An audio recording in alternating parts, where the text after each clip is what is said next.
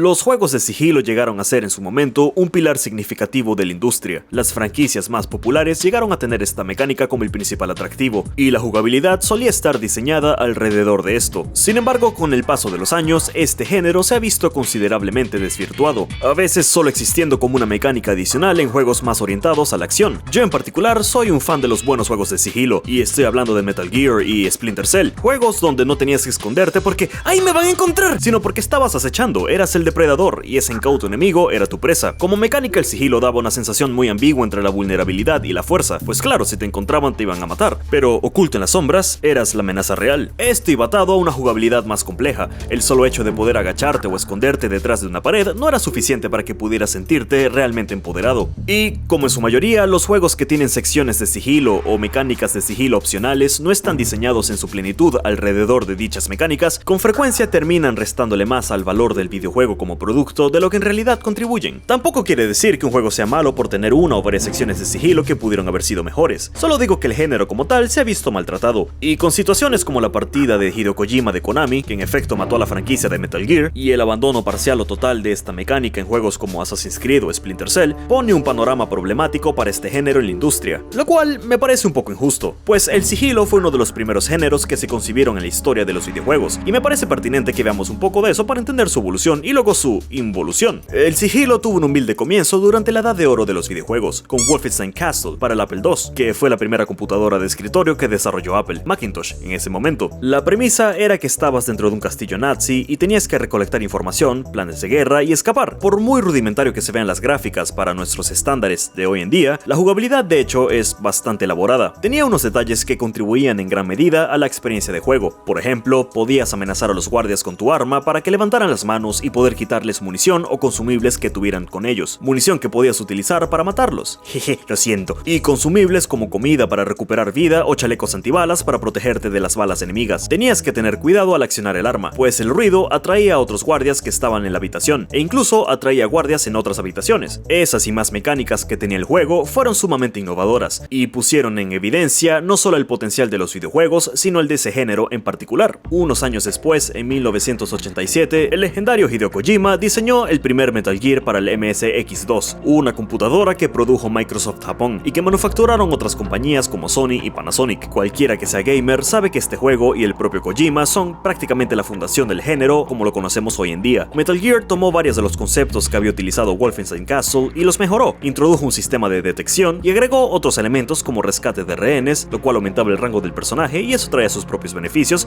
y un mapa mucho más extenso. Pero evidentemente no fue sino hasta la salida de Metal Gear Solid de PlayStation 1 en 1998 que se solidificó el sigilo como un género viable en la industria de los videojuegos. Metal Gear Solid es considerado como uno de los juegos más importantes en la historia por toda la innovación que trajo, y estamos hablando de muchos aspectos: inteligencia artificial, historia, jugabilidad, diseño sonoro y doblaje, hasta detalles insignificantes como que se veía el aliento condensado en el frío cuando Snake exhalaba.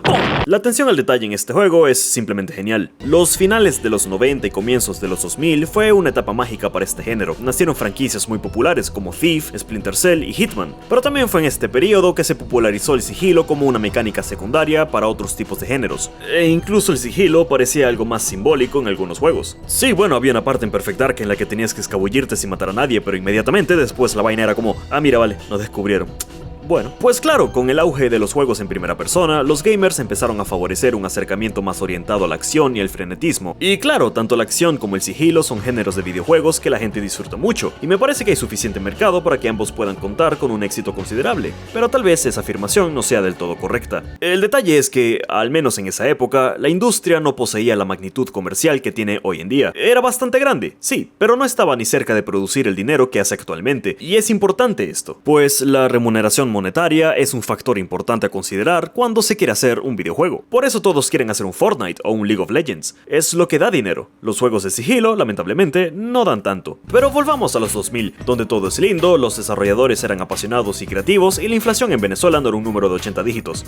En general, esta época se caracteriza por mucha experimentación a nivel creativo por parte de los desarrolladores. No sabían qué carajo le gustaba a los gamers, así que bueno, hicieron de todo. Y hubo todo tipo de mezclas de géneros. Algunos producían muy buenos buenos resultados, como Siphon Filter en el PlayStation 1, que era un juego de acción en tercera persona con elementos de sigilo, o Tenchu, que era un juego de aventura, acción y sigilo, bastante jodido de pasar, cabe destacar. Salieron joyas como Hitman Codename 47 y Thief, que se centraron plenamente en esta mecánica, pero si hay un juego, o bueno, unos juegos que dominaron el género en ese entonces, fueron Metal Gear Solid 2 Sons of Liberty y Metal Gear Solid 3 Snake Eater. Coño, vale, Kojima eres un loquito. De por sí, como juegos, eran increíblemente ambiciosos, la tercera entrega en particular, pero Kojima, como el buen visionario que es, sabía que, a falta de toda esa acción inyectadora de adrenalina, sus juegos de sigilo tenían que ofrecer elementos alternativos que fuesen más atractivos. Tal vez por eso se centró tanto en el desarrollo de una historia tan elaborada. Sea cual sea el caso, para el año en que salió Metal Gear Solid 3, en el 2004, este género se veía bastante prometedor y varias casas desarrolladoras tuvieron su acercamiento al sigilo como mecánica principal. Rockstar lo tuvo con Manhunt en el 2003, Starbreeze Studios con las crónicas de Riddick, Rebellion Developments con Sniper Elite y Ubisoft con Splinter Cell.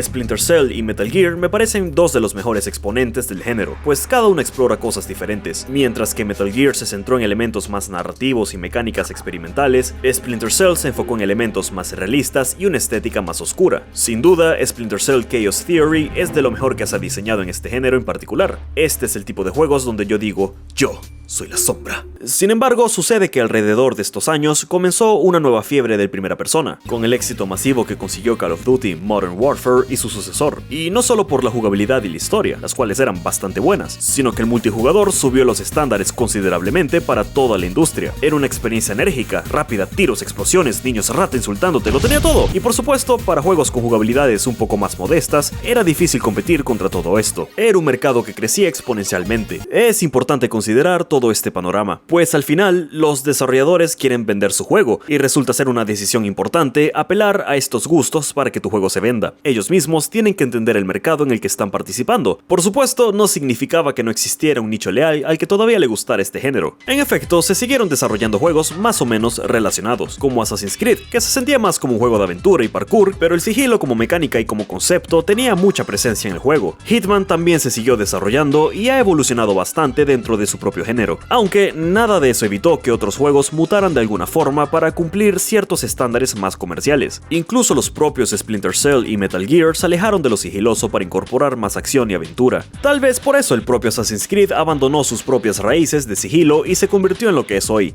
un mojón. No fueron solamente los juegos de acción y aventura que tomaron esta mecánica, también encontró una mezcla interesante con los juegos de terror, mezcla que sigue vigente hoy en día, la de obligar al personaje a esconderse para poder seguir avanzando en el juego. Me parece que muy pocos juegos de terror han logrado integrarla de una manera exitosa, pero es pertinente mencionarlo. Si bien como género el sigilo estaba sufriendo unos cambios para ajustarse a los gustos de ese momento, como mecánica todavía estaba lejos de ser dejada a un lado. Era muy raro que los juegos no ofrecieran esto de alguna u otra forma, tal vez como un nivel en el que te tienes que disfrazar de arbusto y esconderte de los enemigos, o tal vez como una característica o habilidad del personaje, como en The Elder Scrolls, Fallout y, bueno, prácticamente cualquier RPG. Pero incluso en estos casos no se siente como algo realmente satisfactorio. Era una posibilidad que te daba el juego, pero todo lo demás era lo que realmente alentaba. Sí, puedes ser un asesino y tener tu skill de sigilo alto, pero ¿de qué coño sirve cuando el 80 o 90% de las misiones en el juego involucran una confrontación directa con el enemigo? Ahora, hay juegos que logran un balance entre la acción y el sigilo, como Deus Ex. Digamos que la alternativa de entrar disparando a todos lados o deslizarte cuidadosamente entre los enemigos está mejor trabajada aquí, y aunque el propio sistema de mejoras del personaje claramente te prepara mejor para los conflictos directos, tomar la alternativa sigilosa sigue siendo una buena opción.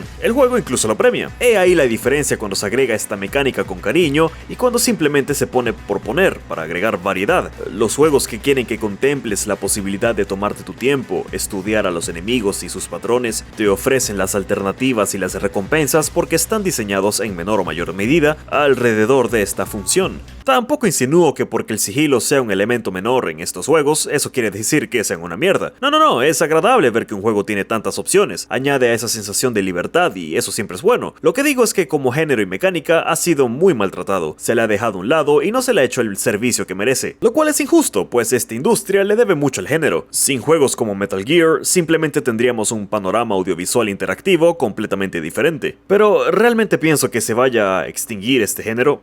Nah. Verán, hice esta gráfica al respecto donde muestro cómo con el paso del tiempo y la adquisición de dinero, la creatividad de los estudios AAA iba descendiendo, pero incidentalmente la creatividad de los desarrolladores independientes iba en aumento. No es un misterio que de los juegos más innovadores en los últimos años, varios han sido producto de desarrolladores independientes, y en lo que respecta al género, se han hecho juegos muy buenos. Mark of the Ninja, Echo, Stealth Bastard, así que si hay alguien esforzándose en mantener este género con vida, son los estudios pequeños. Benditos sean. Pero en fin, ¿qué opinas tú? ¿Crees que el sigilo se ha manejado bien en los juegos más populares o no? Coméntalo abajo. Suscríbete si quieres estar al tanto de más contenido. Recuerda que puedes seguirme en alguna de mis redes sociales. Y como siempre, un agradecimiento a mis patrones y a ustedes, querida audiencia, por haber visto este video. Y sin nada más que agregar, me despido.